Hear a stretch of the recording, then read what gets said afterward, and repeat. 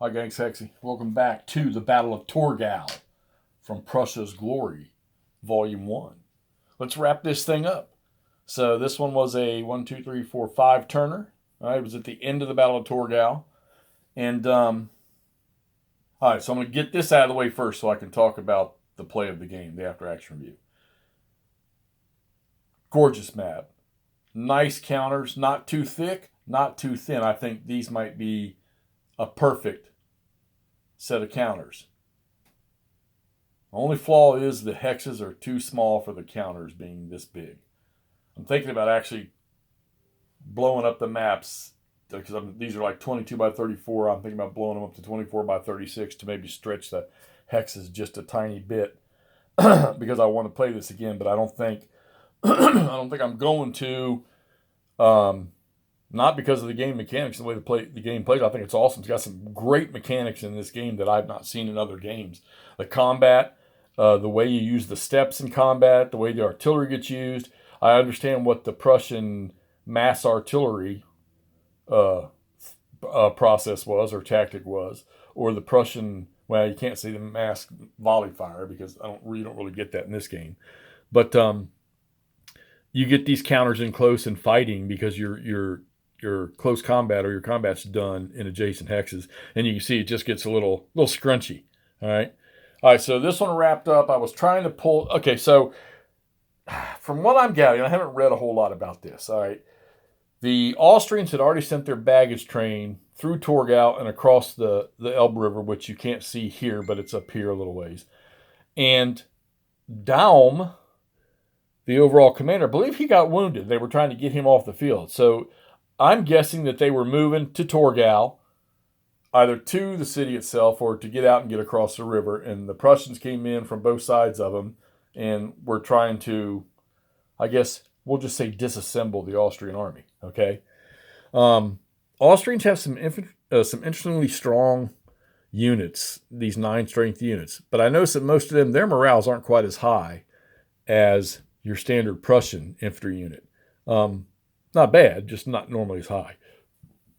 All right, so I wasn't able to get anybody out or back. At the same time, as the Prussians, you probably wanted to cut off their line of communication back to Torgau because there is a victory condition for that. It's like a 10-point victory condition. And could never get through over here. These units were just too strong. And this is one of those games where you got to attack everything that you're adjacent to, everything you're in the zone of control of. And trying to get enough units in there to cover all this with an Austrian line like this wasn't quite feasible. We did get some like frontline counters right here on their own, got some fighting in down here in the town. We got some fighting in. And the Austrians started right here.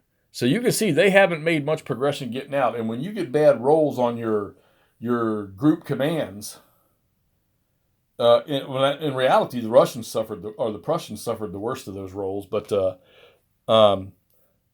Austrians suffered some in the last couple of turns where they had degraded movement. You know, their groups were degraded, so it ended up with no major tactical type victory. And I was reading the rules, and these, I guess, depending on how you translate them. So, like, let's say the Prussian decisive victory. It says, the Austrian army is broken, comma, the Prussian army is not demoralized, and the victory point differential is 20 plus or more.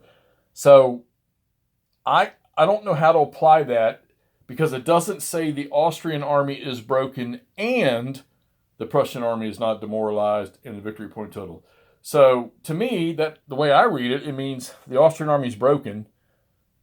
That's one possibility, okay? Because the next one says the Austrian army is demoralized. And then the next one says the Austrian army morale is 6 or less.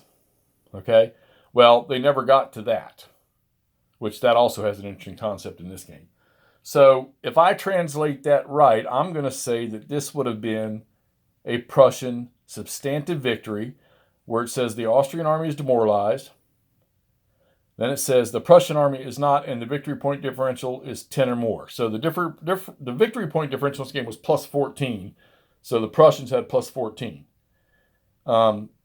If not, if all of those rules apply in the victory conditions, where the Austrian army has to be either demoralized or has to be broken, then what is it? Is it a draw? All right, so I think I don't know. I'm going to call it a Prussian marginal victory simply because they had plus 14 victory points and they weren't demoralized. But like I said, neither again were the Austrians, you know. And are they going to escape?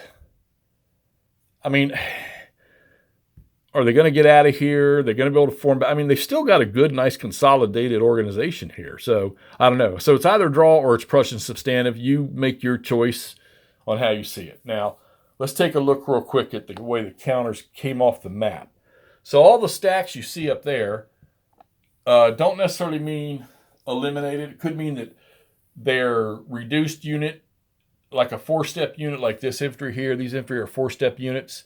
So if they're sitting up there, that means that their reduced unit is on the map, but their reduced unit now may be over here. So it's real tricky for me to count the steps that were completely eliminated off the map. All right, nobody routed off the map. We did have some surrenders and captures, and those would be the stuff that you see turned sideways, and then everything else is eliminated units. So it was a little tough to count the victory points.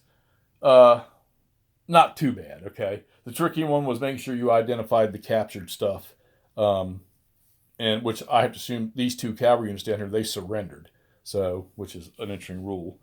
Not mastered this game yet, but the people had some struggle with the command rules in this. I think once you go through a couple turns of this, you figure it out pretty quick. It's just one of those things that if you do it with a little bit of repetition, you're good to go. So I'm going to call that, this is a Prussian victory, classify it as you will. But the interesting thing here is this morale table. The morale charts. So as you affect enemy units, you get these markers. All right. They are, I should have looked up the word. Anyhow, you get pluses for eliminating or capturing or causing step reduction or bringing, whatever. If for every 3 of these you get at the end of the turn, 3 points you get to move your morale marker up 1. All right. Now, here's how this works. And I'm going to tell you right now, both of these armies, their morale got increased because he started at 20. He's at 22. I think he started at 20. He started at like 27 or I don't know what it was, but he's up to 29. So wherever the morale marker is, this is what they call their current morale. So it sits on the chart. If you gain for every 3 of those CS things, you get to move it up 1, and then you slide all the units up underneath it. So your actual end of game morale is where this last unit is. So the Prussians are sitting at 23, and the Austrians are sitting at 13. So nobody was demoralized, nobody was broken, and it says in here, where'd it go? Oh, I was just looking at it.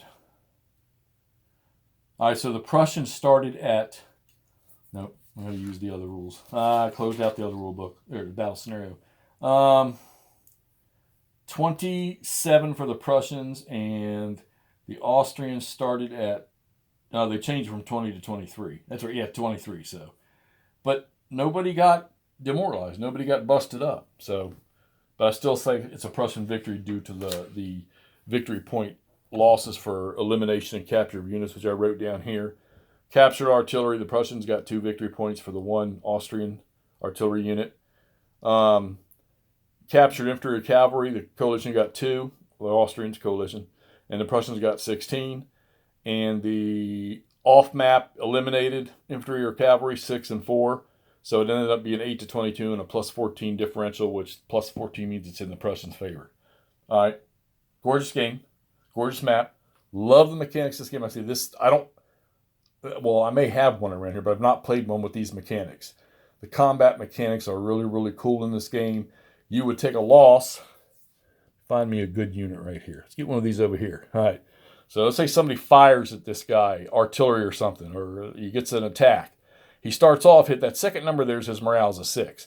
But let's say the combat, now he's stacked on top of another unit that's a 4 strength and another unit's a 4 strength. He's the only one that's doing the combat in most situations, all right? Only the top 4. So let's say that the combat causes the stack that he's in to take 4-step losses. Well, you would think, man, he's gone. We wiped him out. Not necessarily. So you flip him over for the 1st-step loss, and his morale is now a 5. So he's still good. So he's going to take another step loss. Well, you get his reduced unit, and we'll just pick one off the board over here. You get his reduced unit, let's say, and his now morale is a 4. So you've reduced him 2 times, but his morale dropped to less than 5 or less than 5. So now instead of taking 2 more step losses, you retreat him and he becomes disordered.